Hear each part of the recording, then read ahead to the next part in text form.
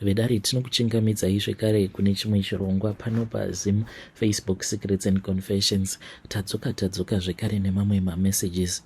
Ndekedzai tibva tapinda mumamessages edu atadzoka takakubatirai. Message yedu yekutanga yakamira sekudai so: hanzi makadi zvenyu mukoma, ndinokumbirawo kuti munge muchindiposterawo nyaya yangu makavika chitupa changu. Confession yangu mukoma yakamira sekudai so: hanzi hello mukoma Nash, muri sei zvenyu? Ndinokumbirawo kuti munge muchindiposterawo nyaya yangu makavika chitupa changu. Zita rangu muchanditi Rachel, but sandiro zita rangu rechokwadi. Mukoma Nash, nyaya yangu yakamira sekudai: pandakauyawo kuno kuSouth Africa ndainge ndiine makore 20 chete. I have been married to my friend's husband for the past 13 years. Ndakamitiswawo nemurume wefriend yangu. Mwana wedu wekutanga watakazvara iye ane 13 years. My daughter is 13. So ndakauya kuno mushure mekunge friend yangu yandinetsa, akandinetsa kani.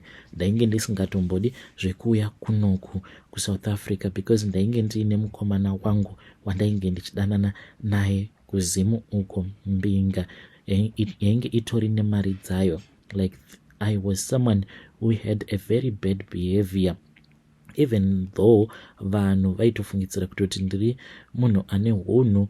Like I had a good behavior, but I really was almost like a prostitute, and ndiri munhu anogona kunyepedzera, to manipulate my situations. I'm still doing it even right now. Ndingori neka-attitude kechibhishu kekungochiva, so even nepamwe pekuti ndinenge ndichifanira kungoita hunhu but handikwanisi kuita hunhu, ndinenge ndava kutobatwa nemweya weruchiva. Pandainge ndichiri kumba uko, it was during one of the wedding preparations. Painge paine umwe musikana wekuchurch, saka I was busy helping her out because mutemo wechurch iwo unoti kana uine mukomana wako unenge uchidanana naye hamutendedzwi kuonekwa muri mega muri two makamira.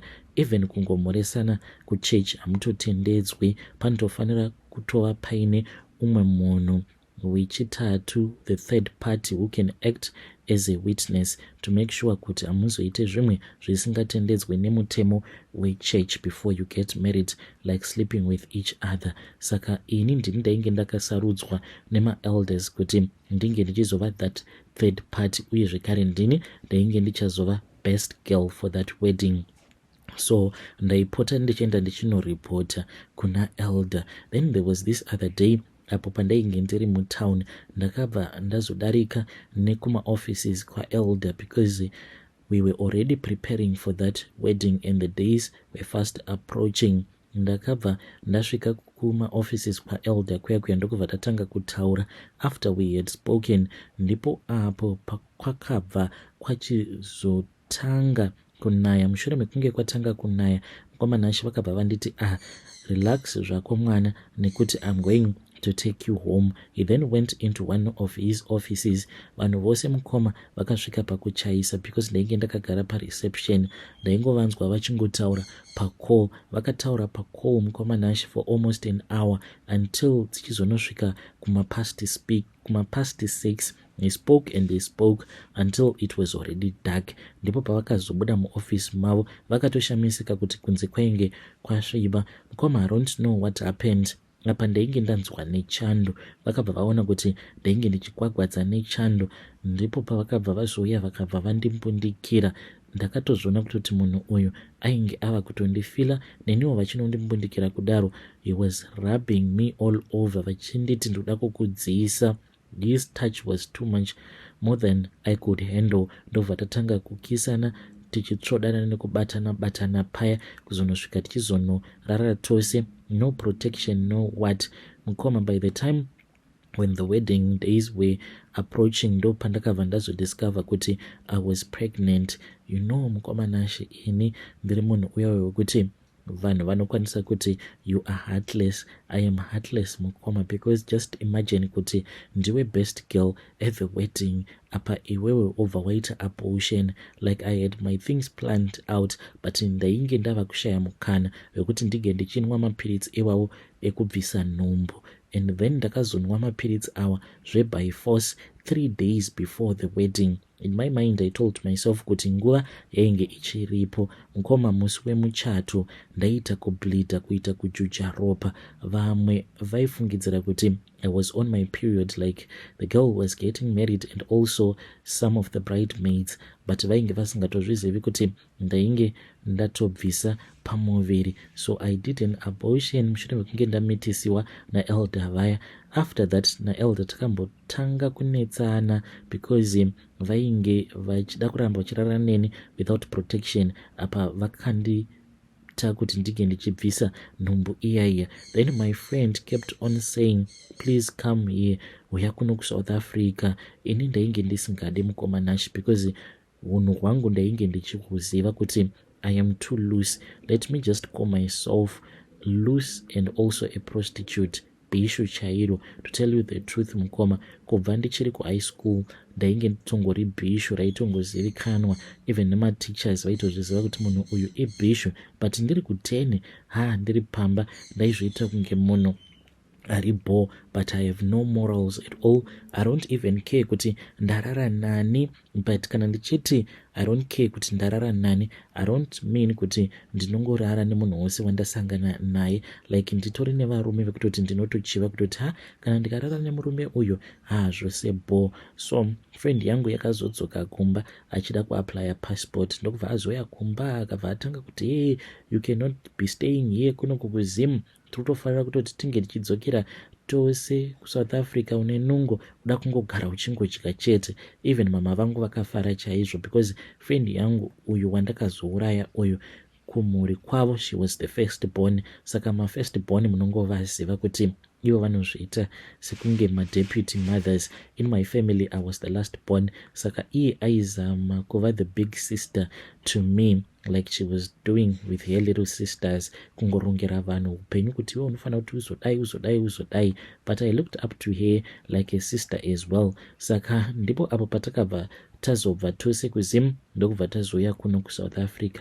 Takati tauya kuno kuSouth Africa ndokubva tatanga kugara tose. It was me and her daughter as well as her husband. Panguva yacho iyoyo mwana wake musikana ainge angori ne4 years. Saka friend yangu munhu wewe kuti aifarira kungogara achingoenda out. Saka kuchurch vaigara vachinoita ma-all white parties and what not. The reason as to why ndainge ndisingafarire kuenda kuma church functions, it was because ndaiona kuti vazhinji vacho vakadzi vaiva nedzimotikari dzavo. Ndaiti kana ndikaenda naye ikoko then dzimwe nguva aizoita sekunge ndiri maid looking after her daughter. So ndainge ndava kungoti shamari ndikunzwa nhungu dzekufamba ini. So now that I was around, she was happy kuti aikwanisa kuenda kuma church gatherings at all the times. Sometimes taienda tose, but dzimwe nguva aienda ari ega. It then happened mukomana acho kuti vakazoenda for a braai. Ndaida kuenda ikoko, but remember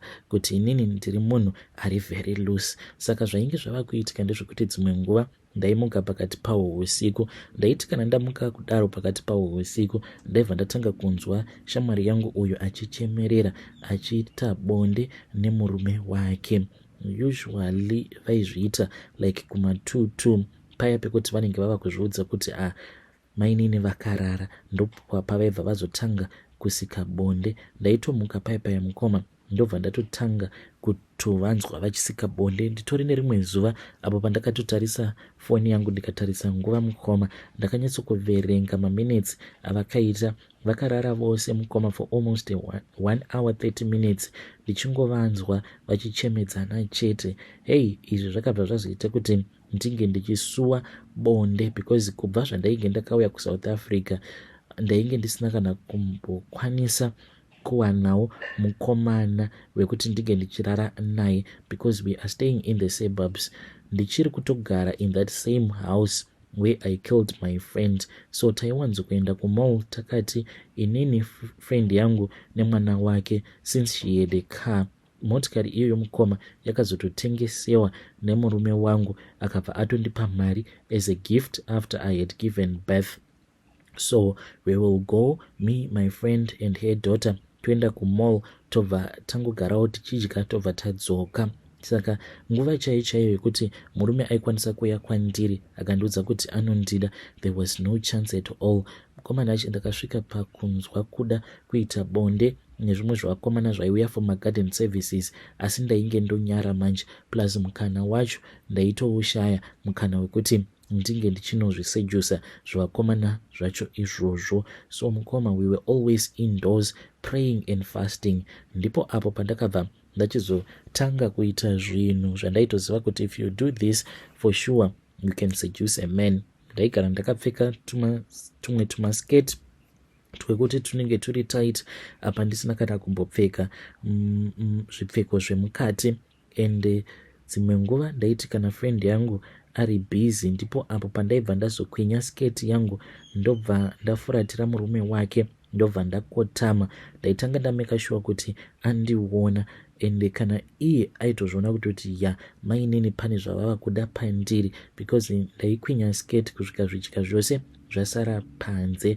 Nguva zhinji ndaiwanza kufarira kupfeka tuma mini skirt zvekuti kana ndanogara pasi paya zvidya zvangu zvose izvi zvaisara zviri panze, but tumwe tumasketi ndaitogara ndakatuhwandisa, ndaingotupfeka chete kana friend yangu paya kana yabuda, even kungobuda for a couple of minutes achiti ari kuenda kunoona someone, aizoti kana adzoka ini ndinenge ndatopedza masports 30 minutes idzodzo ndinenge ndatombochinja ndatombonogara padhuze nabanguru ndakapfeka kashort mini skirt kekuti kana ivo vaipa kutenda.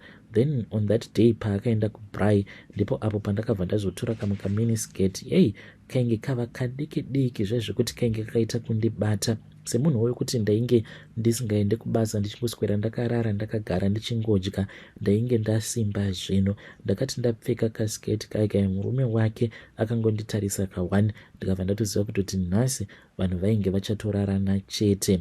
So ndakabva ndazosimuka ndokubva ndaenda zvangu kukicheni pasina kana nguva, munhu ndokubva ndanzwa achinditevera, hana yainge yongorova. We spoke and he asked for it, ndikabva ndati it is okay, handei kubedroom banguru, imi mitangai maenda kubedroom ndokuteverai. Ndakasara ndichikiya madhoo uye zvekare ndikabva ndahwandisa makizi neremote control, ndisingade kuti mwana ange achizovhurira amai vake kana vauya. Ndaida kuti friend yangu inge ichizofonera inini kana kufonera murume wake. Takarara tose mukoma 2 times on that same evening before shamwari yangu isati yazouya. By the time shamwari paakazouya tainge tatoenda tikatombonogeza tose, inini nemurume wake. Akatondikwana zvangu titori mumachira, ndokubva ndamunyepera kuti ndaike ndichinzwa flu ndichitoverenga zvangu bhaibheri.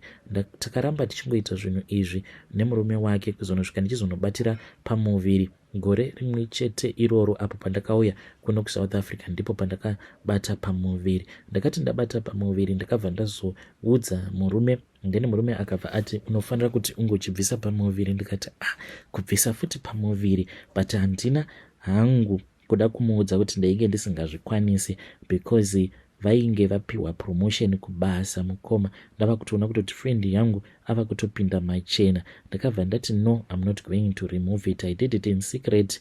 Ndainge ndine umwe musikana wandainge ndava kuwirirana naye kuchurch, saka kulocation kwavainge vachigara ndaizviziva kuti kunowanikwa chete vanhu venguo tsvuku. Ndakaenda kumba kwake sezvo iye ainge achizvifarira, even though tiri maPentecostal.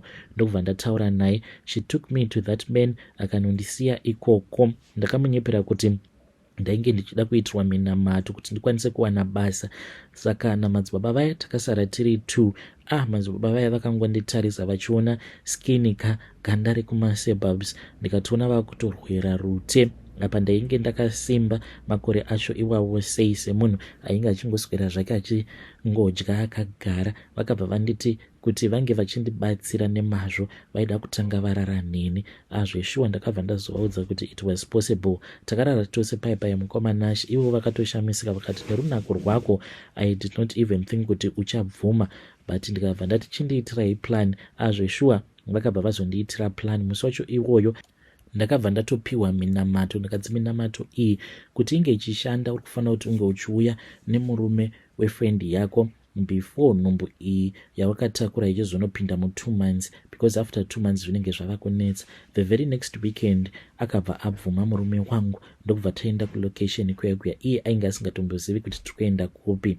Takaenda kumba kwavo madzibaba, ndobva tasvika paya vakabva vatiti taifanira kuti tinge tichiitira zvinhu zvacho mumba. takati takapfugama muya mukoma vakabva vatora mucheka wavo wered. Mushure mekunge vatora mucheka wavo wered uya ndipo apo pavakabva vazotisunganidza maoko edu, then vakabva vatanga kunamata vachiti ivo kubva muzuva ranhasi kuzonosvika muchizonofa, no one can separate you. Uyo anenge ada kuti munge muchizorambana iye ndiye achafa. Vachitaura zvose izvi vainge vasiya vakabayirira banga panze muvhu, then ndokubva vazosunungura mucheka uya vakabva vazotisunga takapfugama kudaro, vakatisunganidza takatarisana, vakabva vaita zvikari munamato iwoyo ndokubva vazoropafadza nhumbu iya yandainge ndakatakura vachiitira kuti inge ichigara zvakanaka. Vakadzokorora zvekare zvavakataura pekutanga kuti uyo achazama kuti munge muchirambana ndiye achafa. Mukomana vapedza kudaro ndipo pavakabva vazotora mbiya vakabva vaita kuti murume wangu ange achizonwa munamato wainge uri mumbiya muya, ndokusaka ndichikwanisa kumukontrola, ndokusaka achikwanisa kuita zvose izvo zvandinenge ndichida kuti ange achiita.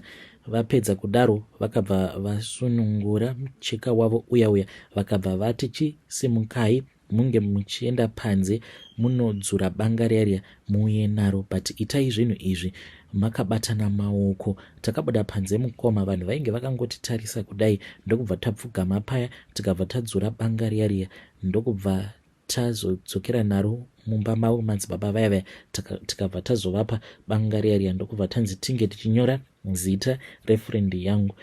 Iyewo haana kana chaakambofungidzira. Apa ndainge ndakanzi namadzibaba vaya ndaifanira kuzoudza murume wefrendi yangu kuti ndaida kuenda kumusha, aifanira kundipa mari. Akandipa mari yebhazi uye zvekare akanditi ndichakutumidzira yekudzoka. Saka ndichinosvika kumba mukoma ndakabva ndazodarikira ndichishandisa madirections uye zvekare ndichitaura nevanhu vaya vandainge ndakapiwa namadzibaba, ndokubva ndaenda kwavo kuchipinge kwavainge vachibva madzibaba vaya. Ndasvika kuya mukoma ndakatoona kuti madzibaba vaita havo zvechechi, but sekuru vavo yainge itori n'anga. Ndakabva ndazonzi nasekuru vaya, ndikuda kukupa chinhu changu chauchadzokera kuSouth Africa wakabereka. Obviously chainge chiri chikwambo. Vakanditi chinhu ichi chandiri kukupa chakangofanana nebvumo iro raunenge wakabereka kumusana kwako. Bvumo iri uchingonopinda mumba meshamwari yako, bvumo iroro rinobva ratomubaya same time obva afa. Ndakabva ndanzi pandainge ndodzokera kuHarare handaifanira kuti ndinge ndichizoenda kumba, zvekuti dai kwanga kuri kunzi yaisava minamato yamadzibaba vaya, kana murume wangu angadai akandibvunza kuti kokwamutare uri kutsvakei, because akabva azonditumidzira mari yekuti ndige ndichidzoka. Ndakatokwira bhazi ndichibva kwamutare mukoma, then ndokubva ndadzoka kuno. Akauya akanditora.